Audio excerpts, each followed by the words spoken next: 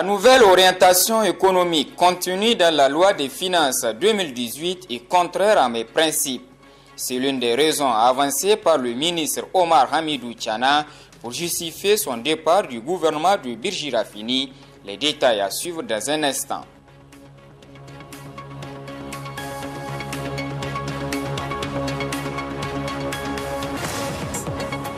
Des échauffourées ce matin entre commerçants ambulants du grand marché de Niamey et la police nationale. L'occupation des espaces servant de parking par les commerçants ambulants était au centre de ces échauffourées.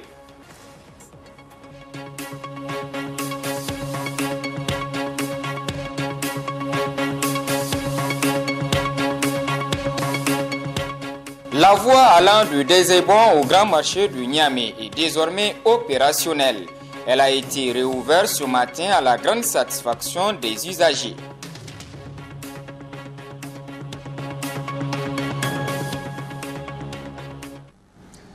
Mesdames et messieurs, bonsoir. Merci de rester fidèles au programme de la télévision Bonferré et bienvenue dans cette grande édition d'information de 21h. Certains aspects de la nouvelle orientation économique contenue dans la loi des finances 2018 sont contraires à mes principes humanistes et à mes convictions libérales. Déclaration de Omar Hamidou Tchana à l'occasion de la cérémonie de passation de service qui s'est déroulée hier au ministère des Transports. Le natif de Kolo a aussi saisi l'opportunité pour dresser son bilan à la tête des deux ministères qu'il a occupés de 2011 à aujourd'hui. Les détails. Ceux qui s'attendent à des invectives de ma part se désillusionnent. Tout comme je n'insulte pas l'avenir, je n'insulterai jamais le passé. Déclaration de Omar Hamidou Tchana à l'occasion de la cérémonie de passation de service. L'ancien locataire du ministère des Transports a dressé son bilan à la tête des deux ministères qu'il a occupés depuis 2011. D'abord au ministère des Mines et de l'Industrie, où sur le plan minier, j'ai réussi le démantèlement de la fameuse plateforme et la signature de l'accord de partenariat stratégique APS, qui permet au Niger, 1. de continuer à vendre son uranium à un prix au-delà du marché, 2. de diriger Cominac et Soumaïr par des Nigériens, 3. la construction des sièges des sociétés minières sur la route de l'aéroport. 4. La mobilisation de plus de 100 millions d'euros pour la réhabilitation de la route Tawa-Arit, qui malheureusement n'a pas encore commencé. Mon action à la tête du département de l'industrie a permis de porter haut la voix du Niger à l'OAPI, l'Organisation africaine de la propriété intellectuelle, d'adopter un nouveau code des investissements qui a permis le développement des transports interurbains. Au ministère des Transports, pour reprendre une expression du Sympath, nous avons remis ce département sur les rails. Nous avons redonné de la visibilité à ce ministère et instauré un dialogue social, mis fin à plusieurs tracasseries administratives dont étaient victimes les taxis, les transporteurs et les usagers. J'ai rendu effectif le guichet unique automobile avec Souni Loga, dont je félicite encore le promoteur. Mais je pense que notre plus gros fait reste l'élection de notre compatriote Mohamed Moussa à la direction générale de la SECNA, à laquelle pourtant beaucoup de travail. Un de mes regrets est certainement celui des membres de la commission de négociation et celui de n'avoir pas pu faire la modernisation de l'aéroport de Niamey, comme j'ai pu vraiment le faire sans interférence d'intérêt particulier pour l'aéroport de Tawa, CNR et Maradi. Peu après, le président de l'Alliance des mouvements pour l'émergence du Niger, sans pour autant l'annoncer publiquement, a dévoilé quelques raisons de son départ du gouvernement de Birji Rafini, la loi des finances 2018. Cependant, tout en saluant l'approche programme du budget 2018, certains aspects de la nouvelle orientation économique sont contraires à mes principes humanistes et à mes convictions libérales. Chaque Nigérien a le devoir de faire des critiques constructives avec responsabilité et l'engagement qui est le sien, et donner son avis sur la gestion de la nation sans heurter à aucun moment la cohésion nationale. Mesdames et messieurs, arriver et partir sont consubstantiellement une loi naturelle à laquelle nul ne saurait s'opposer. Rappelez-vous, il y a quelques mois, je prenais service ici même dans cette salle. Et me voilà aujourd'hui en train de passer le témoin à mon grand frère et ami Mamadou Kiridiou, que je félicite à nouveau. Pas un mot sur la situation des militants de son parti qui font objet de poursuites judiciaires, encore moins sur la reprise des activités de la compagnie de transport suspendue quelques jours avant son départ du gouvernement. Ce qui est sorti est connu désormais de tous. Le reste revient à l'histoire et d'autres personnes plus qualifiées que moi seront chargées de l'écrire, a conclu Omar Hamidou Tiana. Le collectif national des transporteurs marchandises du Niger a rendu public ce matin une déclaration relative au projet de loi des finances 2018. Le collectif affirme que cette loi est une menace aux droits des transporteurs. Résumé Soumana Karimoun et Ibrahim Amadou. Après un examen approfondi du projet de loi des finances 2018, le collectif national des transporteurs des marchandises du Niger se dit choqué et indigné face à ce projet de loi des finances qui aujourd'hui leur a ôté presque tous leurs droits et même leur raison d'exister dans la mesure où ce projet a mis en péril leur profession au seul profit de leurs intérêts personnels. Nous dénonçons l'attitude des autorités à prendre des décisions sans notre avis. Pour preuve, l'augmentation de la patente synthétique est passée en son article 199 du simple au double, alors que le nombre de rotations vers les ports se réduisent au profit des camions étrangers ne subissant aucune fiscalité au Niger. La vignette est passée de 50 000 francs CFA à 60 000 francs sans que nous soyons informés. La caisse de sécurité sociale est passée de 28 030 francs en 2014 à 48 905 depuis 2015. Pour le collectif national des transporteurs des marchandises, l'article 213, leur rappelant leurs obligations à payer leur assurance, est une insulte à l'égard du patronat en exigeant la présentation de la vignette payée à l'État alors que c'est un métier qu'ils exercent dans la légalité il y a plus de 50 ans. Quelle belle leçon de morale pour un collectif censé accompagner l'État à recouvrer ses droits en refusant de notre part l'incivisme fiscal. Quel est le sort réservé à notre profession dont les camions ont plus de 25 ans d'âge et que le code des investissements relatif au renouvellement du parc automobile a été supprimé? Par quel mécanisme et sur du jamais vu allons-nous accepter un prélèvement d'une TVA sur le transport alors que depuis 1994, nous avons accepté la libéralisation des tarifs de transport favorisant plutôt les commerçants transporteurs à s'acquérir leurs propres camions, tuant ainsi ce métier créé de père en fils et dont la renommée a traversé tant de frontières. Comment pourrons-nous accepter que des citernes soient bloquées plus de 2 à 3 mois alors que d'autres citernes bénéficient de licences d'exportation dont les produits, nous le savons tous, sont déversés au Niger, constituant une fraude sans pareille dans la ville de Niamey? Ces différents motifs sont assez illustratifs et suffisants pour qu'ils rejettent purement et simplement ce projet de loi des finances 2018. Le collectif national des transporteurs des marchandises encourage les autres structures de transport à lutter pour la défense des intérêts de la profession du transport. Félicite et encourage le ministre des Transports sortant, Omar Hamidou Tiana, pour ses efforts inlassables apportés à leur structure patronale durant tout son mandat. Des échauffourées ont eu lieu ce matin entre les commerçants ambulants du grand marché de Niamey et les policiers en mission dans le dit marché. Les raisons de ces échauffourées avec nos deux reporters Issifi Seni Bouakar et Mahamadou Diori. C'est dans les environs de midi que tout a commencé. Les vendeurs ambulants qui vendent leurs produits aux alentours du grand marché font face aux policiers postés de garde à la devanture du marché central de Niamey. Ils reprochent aux policiers de les empêcher de commercer dans les parages. Nous sommes chassés chaque jour. Moi, je vends mes affaires en marchand et c'est tout récemment qu'on vient de me remettre mes articles confisqués contre une forte amende. Parfois, ceux qui sont arrêtés sont directement transférés au commissariat central.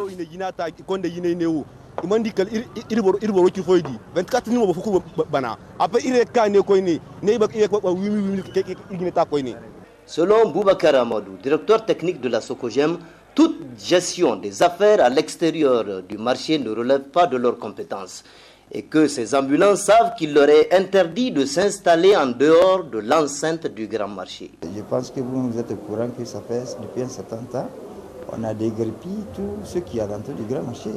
Même nos pièces n'existent plus. Mais maintenant, ceux qui s'installent vraiment là-bas, c'est une affaire qui concerne maintenant vraiment aux responsables du commissaire même, parce qu'il est chargé de tenir cet endroit-là serein, parce qu'on ne peut que garer les véhicules. Il leur préconise d'aller chercher leur place vers les autres marchés. La solution qu'il faut proposer, c'est que vraiment il faut qu'ils chassent les endroits qui ont été déguerpis, vraiment il faut les laisser et aller au moins dans les autres marchés, parce que ce n'est pas le seul marché qui existe. Les alentours du grand marché sont réservés, selon les autorités de la Socogem, au parking des motos et des véhicules et qu'il est interdit depuis le déguerpissement de s'installer dans ces parkings pour quelque activité commerciale.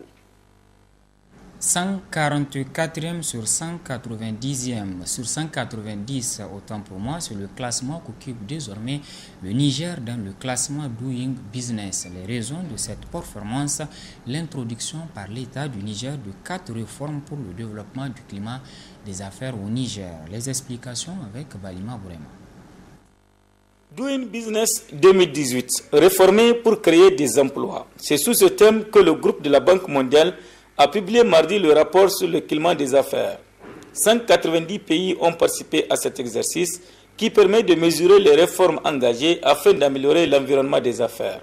Au total, 83 réformes ont été introduites cette année contre 80 l'année dernière, ce qui porte à 798 réformes enregistrées ces 15 dernières années dans les 48 pays africains couverts par le rapport, faisant ainsi de l'Afrique subsaharienne la région la plus représentée dans le classement 2018 des pays les plus réformateurs, avec 3 pays placés dans le top 10 mondial, le Malawi, le Nigeria et la Zambie. Les réformes sur l'obtention des prêts mises en œuvre dans ces 3 pays a fortement retenu l'équipe de Doing Business du groupe de la Banque mondiale. Le Niger, avec ses 4 réformes engagées cette année, fait de lui l'un des pays ayant le plus facilité le climat des affaires en Afrique au sud du Sahara, selon le ministre du Commerce. Il occupe le 23e rang au niveau africain et 144e au niveau mondial. Depuis 2014, le Niger a connu une nette progression dans ce classement, passé du 176e au 144e au niveau mondial. Au niveau continental, c'est l'île Maurice qui occupe la première place, suivie du Rwanda et du Maroc.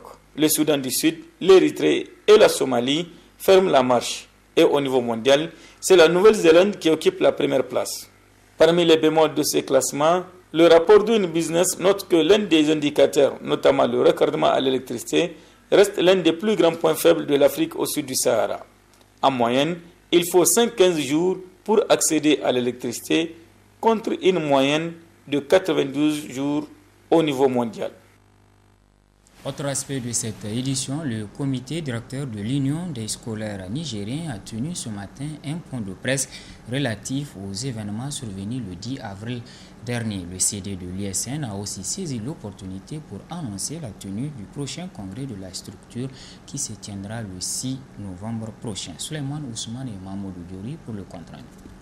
En fin de mandat, le comité exécutif du comité directeur de l'USN, 24 heures après le dépôt de sa plainte au niveau du tribunal de grande instance hors classe de Niamey, fait la genèse de l'historique des événements du 10 avril dernier. Le ministre et un certain directeur général du régime ténèbres et sanguinaire de la 7e République a abouti au fin à ces investigations avec la participation de 5 de nos représentants, faut-il le souligner.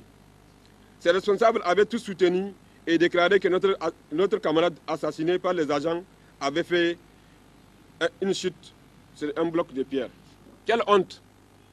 Ils reviennent une fois de plus nous confirmer leur irresponsabilité devant l'histoire. Sinon, comment accepter et croire, à la limite, qu'un ministre de la République peut mentir froidement sur les médias, oubliant que son enfant aurait pu être à la place du camarade Bagalé. En effet, il faut signaler que ces rapports présente des insuffisances comme toute œuvre humaine, certes, mais l'incrimination de l'ISN par rapport au mot d'ordre ayant conduit aux événements de 10 avril qualifié d'illégal nous renvoie à nous demander s'il faut ouvrir les sacralités de l'être humain et situation difficile et inhumaine de plus de 5 millions de scolaires.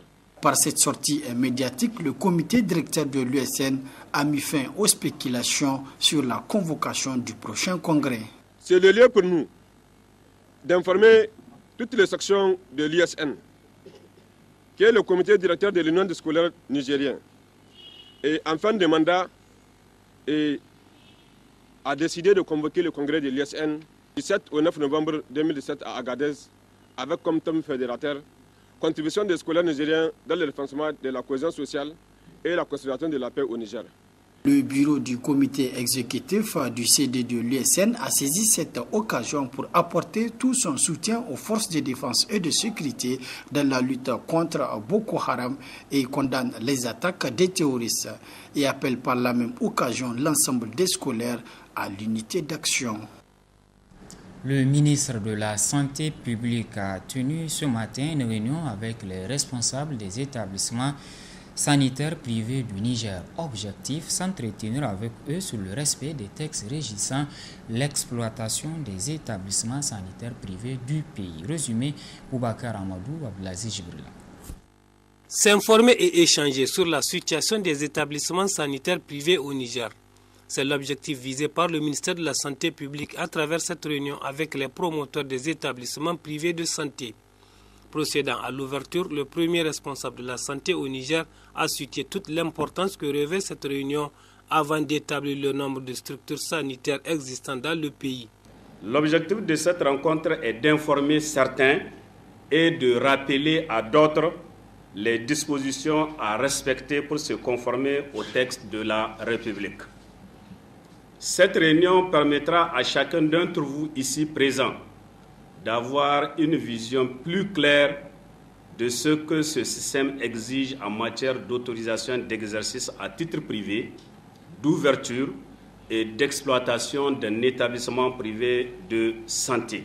Après la cérémonie protocolaire, s'en sont suivies les discussions qui ont permis de relever plusieurs difficultés auxquelles fait face le dit secteur au quotidien. Nous attendons du ministre à court terme des mesures concrètes de lutte contre le marché parallèle.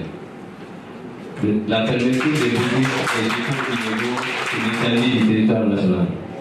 Interdire la vente à la criée des produits pharmaceutiques. Mettre à contribution la police, le gouverneur, pour le respect des décisions qui seront prises par son Excellence, Monsieur le ministre de la Santé.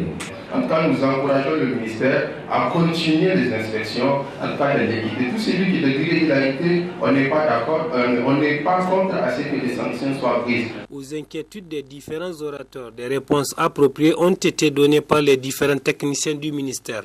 Cette réunion fait suite à celle tenue il y a 3 jours seulement au ministère et a permis aux acteurs et le ministère de tutelle de passer en revue les mots qui minent le dit secteur afin de dégager des pistes pour l'amélioration des conditions d'exercice de cette noble tâche au grand bonheur des utilisateurs. Sur initiative du réseau des organisations pour la transparence et l'analyse budgétaire ROTAB, s'est ouvert ce matin un atelier portant sur le thème « Bâtir une citoyenneté active capable d'influencer la gouvernance des ressources extractives et la gestion des finances publiques au Niger ». On prépare à cet atelier les acteurs de la société civile nigérienne, les fonctionnaires de l'État et ceux du privé. Compte rendu Kassassi Ibrahim et Rabiou Lobo. Réunis au sein de la Confédération nigérienne du travail, CNT, les représentants des administrations privées des régions de Tawa, Dosso, Tillabéri et Niamey et les acteurs de la société civile sont en atelier de formation sur la question de la responsabilité citoyenne dans la gestion des ressources naturelles du pays. Pour permettre à l'État de faire face à la grogne sociale sur les nouvelles mesures contenues dans la loi de finances 2018, la société civile nigérienne demande à l'État d'exiger des compagnies minières et pétrolières le paiement de leurs taxes et impôts. Pour nous, il est essentiel, en tant que ROTAB, de faire en sorte que ces compagnies payent leurs taxes et royalties et autres à l'État que de vouloir presser des citoyens pour pouvoir faire fonctionner l'État. Pour nous, il est clair que l'État peut aujourd'hui faire la pression fiscale nécessaire en veillant à une bonne gouvernance de ces compagnies pour pouvoir faire le développement de notre pays. Dans la même logique, il est demandé aux citoyens nigériens d'agir dans le sens des intérêts du pays, notamment les ressources naturelles du sous-sol nigérien. Il faut bien que l'État soit beaucoup plus présent et responsable pour que ces compagnies permettent à l'État de générer des ressources. Et ça, c'est pas seulement de la responsabilité des hommes politiques, c'est la responsabilité des citoyens que nous sommes, en veillant scrupuleusement à ce que ces compagnies puissent mettre l'État dans ses droits, en veillant à ce que ces hommes politiques puissent cesser plus d'agir pour ces compagnies que pour l'État du Niger. Et je me dis donc, c'est aujourd'hui une opportunité pour tous, tant que nous sommes ici dans cette salle, de faire en sorte que l'État profite beaucoup plus de ses ressources naturelles du sous-sol nigérien pour faire son bonheur, que les compagnies ne puissent s'en servir pour être première mondiale pendant que nous sommes dernier mondial. Cet atelier de formation va durer 3 jours. Au cours de ces 3 jours d'échange, les participants seront initiés à différentes thématiques dans le cadre de la gestion des ressources extractives du pays. La voie allant de la pharmacie des Ebons, qui fait un détour vers le grand marché de Niamey, a été libérée aujourd'hui. En attendant la finition de l'échangeur en construction, les usagers de cette route s'en réjouissent. Constat, Issifi Sani Bakar et Rabiou Labo. Fini les grands détours. Désormais, l'on peut joindre le rond-point Enam au grand marché sans embouteillage. La bretelle de Deizemon sur l'échangeur en construction vient d'être libérée. La libération de cette voie vient en point nommé, ça nous évite les longs détours que nous faisions au moment où les travaux sont exécutés. Nous remercions beaucoup les autorités. C'est vraiment une bonne chose et cela va soulager tout le monde. C'est un ouf de soulagement.